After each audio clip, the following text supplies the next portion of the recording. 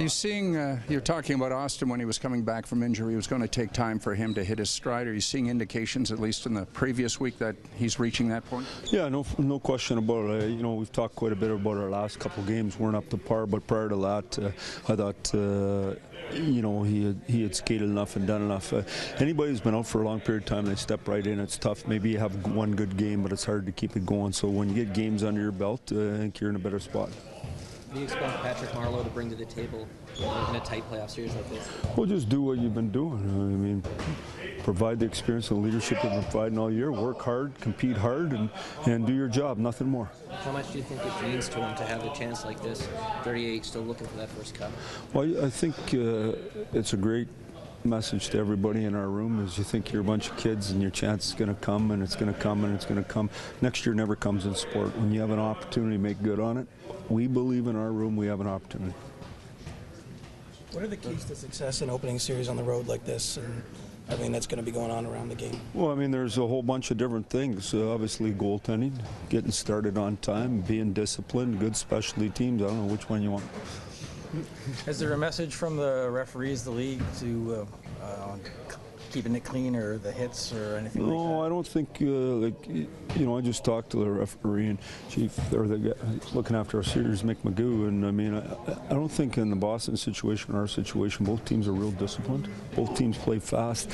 Both teams got good specialty teams. I don't think either team wants the other team on a power play. I expect it to be disciplined. You talked all year about depth. How much does that play an advantage when you're on the road? Because even if they're trying to match up, you have more flexibility. Well, I think both teams that way got real good depth, and they got centers you can trust throughout the lineup, so you don't have to worry as much about your group. So it doesn't tend to be as big a deal, and I think that's important for us, like you said, starting on the road. I mean, they have one line that's absolutely dominant without any question, and so your matchups against that group are important, but we still feel our lines can play against them. How is this year different than last year? You know, I know it's a different team, but how is this year being in the playoffs first round? How is it different than last year? Well, I just think the belief in our room is different. Now, last year we were very excited, and you know, and you still always believe that you have a chance. I think this year, as good a team as Boston is, and they'd be the same in their room. They feel they're going to win. We feel we're going to win. Something's got to give. You just mentioned it. They have 330 goals scoring all stacked in one line. Just what is the challenge in shutting down a line with that much player pressure? Well, what's different about that line? Lines can really score.